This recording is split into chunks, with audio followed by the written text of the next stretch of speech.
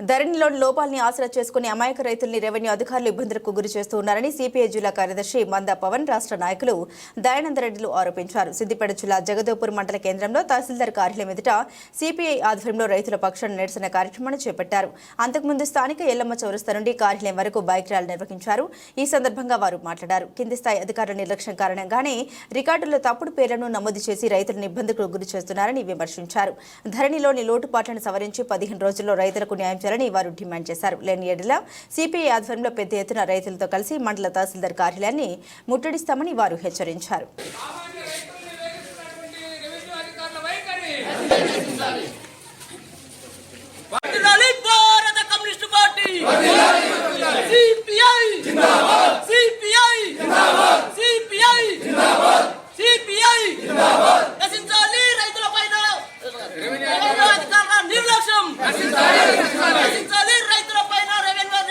వర్ధిల్లాలి భారత communist party, వర్ధిల్లాలి భారత కమ్యూనిస్టు పార్టీ, రైతు కూలీల ఐక్యత, రైతు కూలీల ఐక్యత, రైతు కూలీల ఐక్యత, CPI CPI CPI MRO office ముంగట జరుగుతున్న సిపిఐ నిరసన కార్యక్రమము, ఎంఆర్ఓ ఆఫీస్ ముంగట జరుగుతున్న నిరసన కార్యక్రమము. రైతుల ఐక్యత, రైతు కూలీల ఐక్యత, రైతు కూలీల ఐక్యత. జిందాబాద్ భారత కమ్యూనిస్ట్ పార్టీ, జిందాబాద్ భారత సిపిఐ. రెవెన్యూ రికార్డులను వెంటనే సవరించాలి, రెవెన్యూ రికార్డులను వెంటనే సవరించాలి. ప్రభుత్వ నిర్లక్ష్య వైఖరి రక్షించాలి, ప్రభుత్వ నిర్లక్ష్య వైఖరి రక్షించాలి. రెవెన్యూ రికార్డులను వెంటనే సవరించాలి.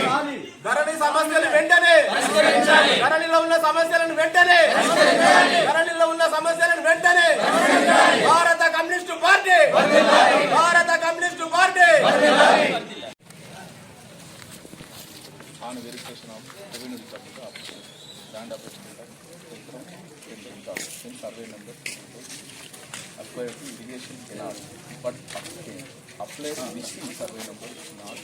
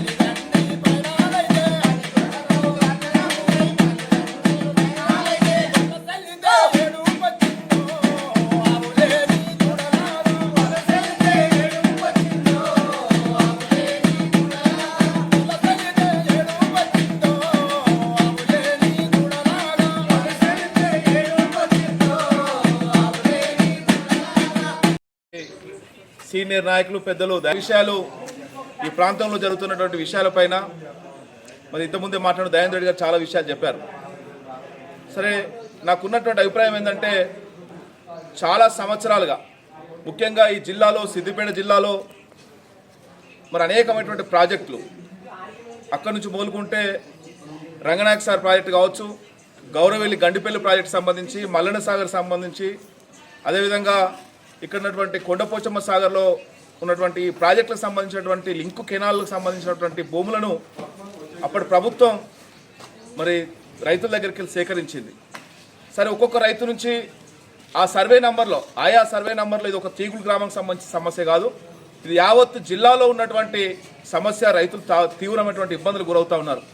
గతంలో అనేక సమస్యలు కూడా ఈ మధ్యకాలంలో రైతులు అప్రోచ్ అయినప్పుడు కొద్దిగా కింది స్థాయిలో ఉన్నటువంటి తహసీల్దార్లు ఎవరైతే ఉన్నారో వాళ్ళు కొంత మరి సమస్యను పరిష్కరించినటువంటి పరిస్థితి ఉన్నది.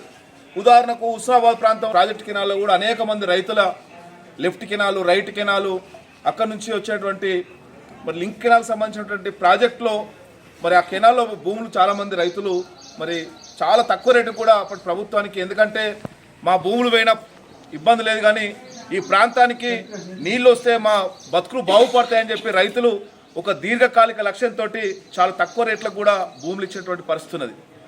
సరే, ఒక్కొక్క రైతు ఆయా సర్వే నంబర్లో 2 ఎకరాల్లో 3 ఎకరాల్లో ఉన్నటువంటి రైతులు ఆ కెనాల్ పోతుంటే 20 గుంటలు 10 గుంటలు 15 గుంటలు పోయినటువంటి పరిస్థితి ఉన్నది. సరే, దానికి సంబంధించినటువంటి అప్పుడు మార్కెట్ రేట్ ప్రకారం ఎక్కువైనా తక్కువైనా రైతులకు పేమెంట్ చేసినటువంటి పరిస్థితి ఉన్నది. సరే, కొంతమందికి అయితే రైతులకు ఇప్పటి వరకు కూడా డబ్బులు రాలేదు. అయినా కూడా బలవంతంగా దౌర్జన్యంగా అప్పటి ప్రభుత్వం కెనాల్ నిర్మించినా కూడా రైతులు ఒక దీర్ఘకాల దృష్టితోటి మన ప్రాంతానికి నీళ్ళు వస్తే మన బతుకులు బాగుపడతాయని చెప్పి రైతులు కూడా మరి త్యాగం